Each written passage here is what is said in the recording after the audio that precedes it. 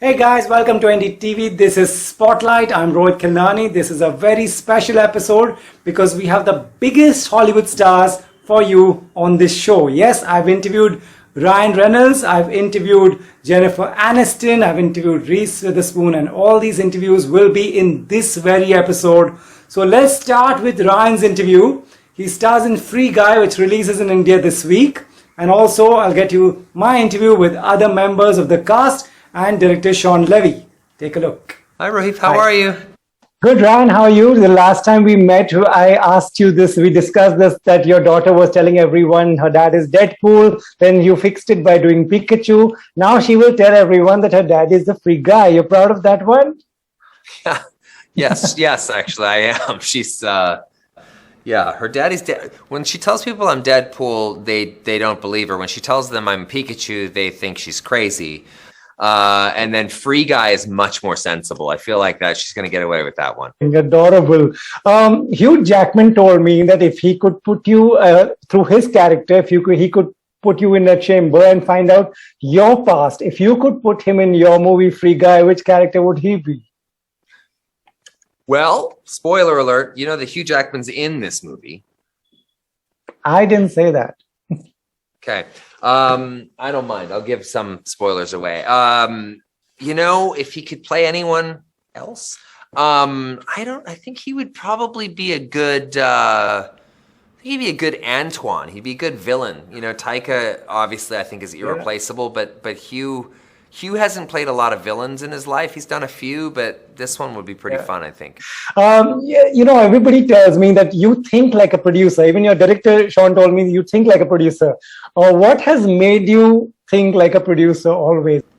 Oh, I think necessity is the mother of invention. And I think that I became a writer and I became a producer just to stay alive. I mean, I literally did it out of, you know, a pure fear of failure. You know, sometimes I had to just do it to get by. And so I think it's just made me think of things a little bit more in the macro sense. You know, I tend to like really understand schedules and understand, you know, physical production, which is, you know, its own unique kind of complex matrix on a set. But I love storytelling. You know, as a producer, you want to make sure that you're always telling the story. So I'm good at letting go of myself. I'm good at like looking at me as like one of the many elements that we need to work on for the movie. So like even in the edit room, I kind of refer to my character's name, not as me. Because I could say like, oh man, he sucks in that moment. Let's cut that moment out. And it doesn't make it personal. It doesn't make it weird. It's just, and then, you know, if I do it enough, then Sean will also do it and he won't feel weird. And so it works well. Right. I don't have much time. So, you know, a serious question to you. What if, Ryan, that one day you find out that all this is real? That all this is like a simulation, you mean? Or yeah. Just like you asked in the movie, right? Yeah, it certainly, you know, has crossed my mind. You know, it's particularly the last few years. There's so many weird things that have happened that I don't, you got to wonder, like, is this just a big joke? Like, I don't, like, how could this possibly be the real world that we live in? So, yeah, it's a question I've asked myself a few times, but I don't want to go down that rabbit hole too deeply. Right. If it is a simulation, I want to just try to enjoy my time while I'm playing this game or whatever it is. So. Right, fantastic. I have to say, I can safely tell the audience, I watched the movie and it's really entertaining. Ryan, once again, thank you for entertaining us. I so appreciate that. Thank you for the interview. It was really nice to see you. Hi, Judy. Good to see you. You too. My first question is, are you a gamer yourself? Are you someone who enjoys video games? I am not a gamer, I have to say. That was definitely part of my homework when getting the role of Millia Molotov. I've kind of dipped in and out throughout my life. You know, my brother's played video games his whole life. Yeah, I've done like the Mario Kart, the Crash Bandicoot, like that kind of stuff. And I definitely have a newfound appreciation for it, but it's not something I've introduced into my own kind of day to day. Right. So there are two characters. Which one would you like to be in real life? Oh, I'm going to say Millie because she's so smart. Right. Yeah. If I could steal her brain. Yeah. If I could take Millie's brain and then maybe Molotov's physical ability and mash them up together. That would be perfect. Right. So what is a set of a movie like this one like? Is there a lot of green screen? Do you see a lot of that around? Yeah, there was a lot of green screen. I mean, especially for me, because this was my first movie. So I was kind of really overwhelmed by it and had to kind of learn a lot. Whereas Ryan, you know, has worked with a lot of green screen. He was like, this is kind of minimum. Like, you know, like he's like, some of the sets I've been on have been 10 times greener than this. Because we were lucky to be on location in Boston as well for a lot of the kind of exterior video game stuff. But yeah, it's tricky. It's just you have to summon, you know, emotions from you from a different place because you're having to imagine what's around you. You know, sometimes you don't have the access to feed off of something or someone else. So yeah. What is Ryan Reynolds like to work with? I want to say he's a monster, but I can't lie.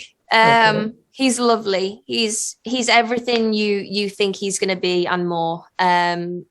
He's incredibly smart, very, very, very funny, as I'm sure you can already guess. Yeah. And he just created a really fun, comfortable environment for everyone to work in. Yeah. Right. You know, a film like this looks very different on paper. What made you give it a nod and say, yes, I'm going to do this? Because on paper, this sounds really bizarre as an idea. Yeah. Well, I think that was one of the reasons that there was so much imagination and so much detail in the script. And I felt like I hadn't ever seen a, you know, kind of video game movie that was set half in the real world, half set in a video game. I wondered how they were going to kind of execute the two. You know, because even when we're in the video game, there's something about it that feels very real. So the way they've approached it, I think, is just brilliant. And then, of course, the opportunity to work with Sean and Ryan, I knew it was going to be a really fun project to be a part of. And it has a lot of heart, which I loved, you know. I think people think they know what Free Guy is from the outside. But I feel like it has more to offer than what people expect. Definitely does. And thank you so much for entertaining us. I really enjoyed the movie. Good luck to you. Good. Thank you so much. Lovely to meet you. Hi there. Hi, Joe. Good to see you. Good to see you too. How you going? Very well. Thank you so much. Watched the movie and really, really enjoyed it. Congratulations. You all have made a really entertaining film. Thank you. So Ryan is not a gamer. Sean is not a gamer. Are you a gamer? I'm not a massive gamer. I hate to disappoint you, but Utkarsh was the biggest gamer. He was on set. We were all like, would they do that? Is this real? But no, I mean, I played some as a kid, but yeah, I'd say a pretty light gamer. Right, light gamer, just like me. What I want to ask you is, on paper, when you get a script like this, what does it look like? Bizarre or unbelievable? Yeah. I mean, crazy. There's like, you know, I just loved how imaginative the script was. You know, there was so much to it. And I kept wondering to myself, how the hell are they going to pull this off? So it was really exciting, you know, what they were going for. Right. And they pulled it off so well. You know, you need a really talented team and a director like Sean to pull this off. Do you want to tell the audience about your character? He's the one who's designed this game. Sure. Yeah. Me and Millie's character, both the backstories that we created this game, not Free City. We created a different game and we sold it to Antoine's company, played by Taika Waititi. And he took that game and shelved it and then made his own game. And now I work at his company and I'm kind of disillusioned and, you know, depressed and disheartened because of this loss of this game. And my relationship with Millie, played by Jodie, is kind of dissolved. So that's where we kind of jump off with my character. Right. Joe, as an actor, you know, one wants to do different kind of roles. Are you happy with this one being on your IMDb list? This is a really different one. Yeah, I am really happy. I'm just really honored that I was given the chance to be in this movie and loved the experience and feel like I learned so much from the other more experienced actors on the film. And, every project is a really, it's an opportunity to learn. So I felt like, I really did learn a lot on this project. Amazing. And what is Ryan like to work with? Sean said he thinks like a producer. Do you know what he does? Yeah. Well, he does. He just thinks he a great example is he will, he's obviously improvising on set. He'll come up with ideas, but he will come with the same line written 7 different ways just so that he can, have some flexibility in the editing room and just in case he wants a different read on the line or if he wants a different version. He thinks directorially, he thinks producerally, and he just wants to make people feel comfortable so they'll do their best work on set. And he's also just the man. So he's been incredible. Great. Thank you so much. And you were incredible in the film. Thank you for entertaining us. Nice of you to say so. Thanks so much. Thank you. Bye-bye. Good to see you. Hey, Sean. How are you? How have you been? All good? All good. Very excited to finally share our movie with the world, and also very pleased that the reactions to the movie have been as positive as we had hoped and worked for. And count me in. I've seen it and I've enjoyed it thoroughly. Incredible movie. Congratulations and well done again. I really appreciate it because, at the end of the day, the kind of movies that I make and the kind of movie that Ryan and I wanted to make with Free Guy, it's for audiences. It's to convey fun and delight and some themes that are humanist and maybe relatable to all of us. And we wanted to make, in many ways, kind of, I suppose, it's an old-fashioned Hollywood film in that it just wants to be filled with delight and funny and fun.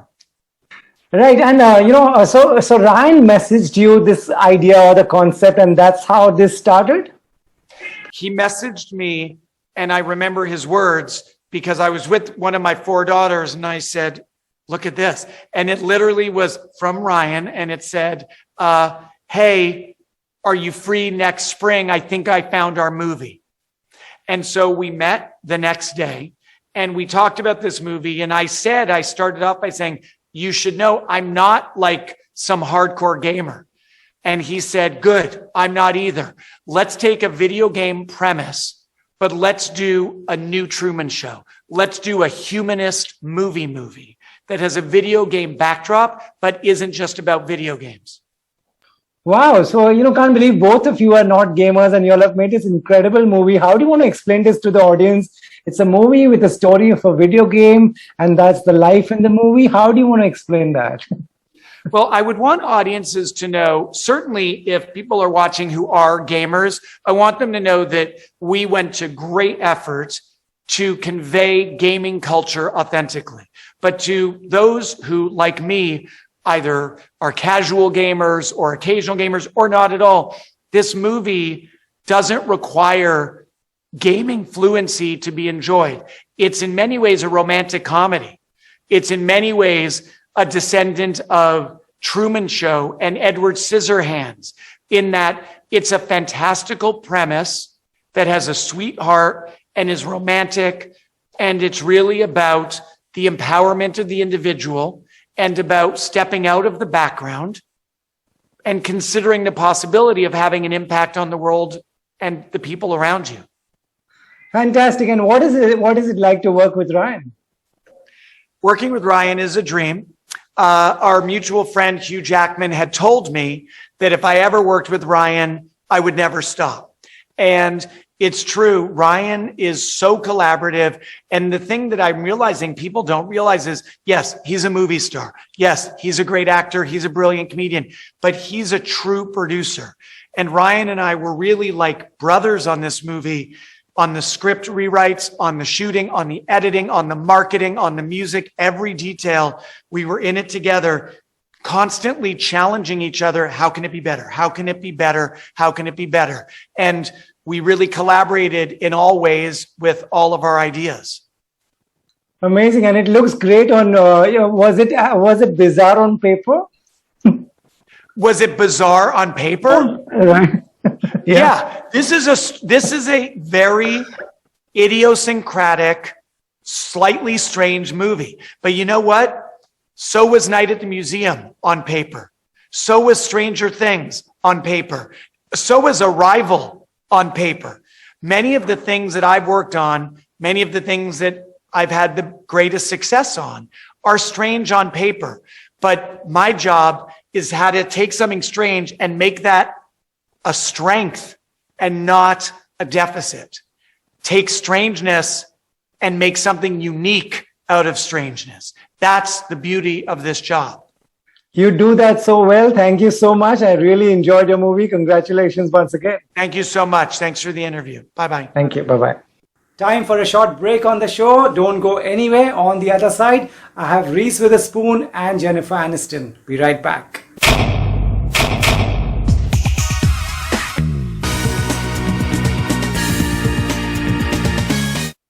Welcome back to NDTV. Now time to get you the biggest interviews of the biggest stars of the world. That's Jennifer Aniston and Reese Witherspoon. They spoke to me about the morning show. The second season is out this week. Let's find out what have they learned about news broadcasts from the show and who is funnier between the two. Great to see both of you. Wish this was in person, but maybe next time. Next time.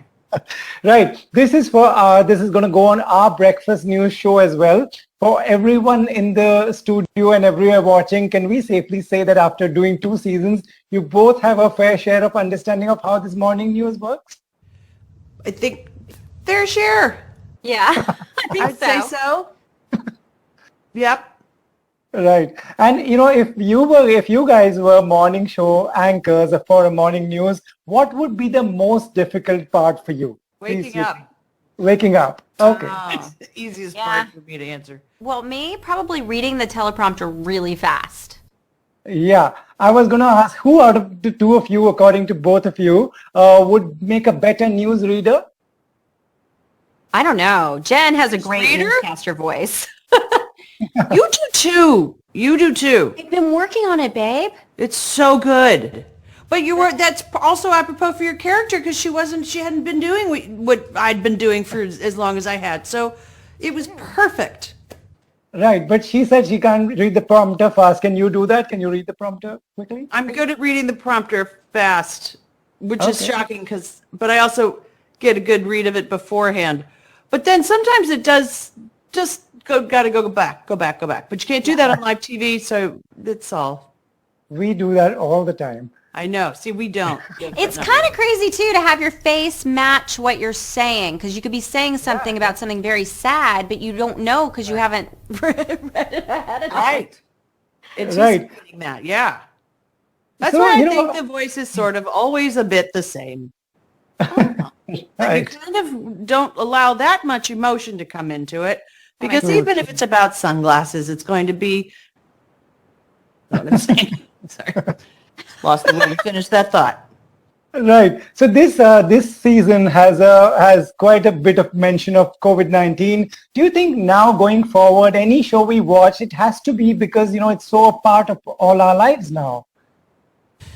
No, I think for our show though, just because we've since first season and we tackled Me Too because we had a very similar startup with season 1, which was that we had a good 8 shows or 7 to 8 shows in the can or in the outline, and then Me Too happened, so we had to sort of go back to the drawing board for that as well. And then same thing happened with COVID. We'd started actually shooting and then had to kind of when we shut down go back to the drawing board and figure out how do we incorporate COVID into the storyline and not bang ourselves over the head with it. And hopefully we don't have to see COVID in every television show until the end of time. I think we're all ready to take a break from it. And if all of us can do our parts and what we need to do, hopefully that end will come. Right. So let's hope that that's not our future constantly. Hopefully. Fingers crossed. Yeah. A lot of dialogues that you all speak, a lot of things that you all say and what's happening in the show is a good reflection of the society. Do you agree that this show, in many ways, I'll say some dialogues where Reese says, I'm a very private person. Jennifer, you have a dialogue where you say success comes at a huge cost. There's so much scrutinizing of these famous anchors. Do you think it's a good reflection of the society around? Yeah, I do. I mean, and I think this year our show tries to address that. How much all of a sudden anchors, news personalities, anchors, very similar to just actors, famous people in general, have their personal lives scrutinized, and that becomes, I think it's becoming sport for a lot of people. But I mean, Jen, you don't really know anything about that. No. I tried to do a lot of research to find out what that was like. It's really, I mean, it's amazing how much you learned. Yeah, it's amazing how I much you just learned. have 30 seconds left. I'll quickly ask both of you. Reese, what did you not know about Jen that you got to know after working with her? Oh my gosh. Well, she's even funnier in person. She makes me laugh all the time. I love that we won't see each other for a long time, and then we just like dive right in. Like, I gotta tell you this. I gotta tell you that. It's like no time has passed. Like no time has passed. She always just makes me just love being there. We have so much fun doing our scenes together. It's a really good. We have such good scenes this year too. So I'm really excited for people to see the show. I think you'll love it. How beautiful. And this rapport clearly shows in the show as well. I really enjoyed the second season as well. Best of luck to both of you. Thank you so much. Thank you so much. Well, that's all we have on today's show. Hope you enjoyed watching it as much as we enjoyed putting it together. Thanks for watching. Stay tuned to NDTV for lots more.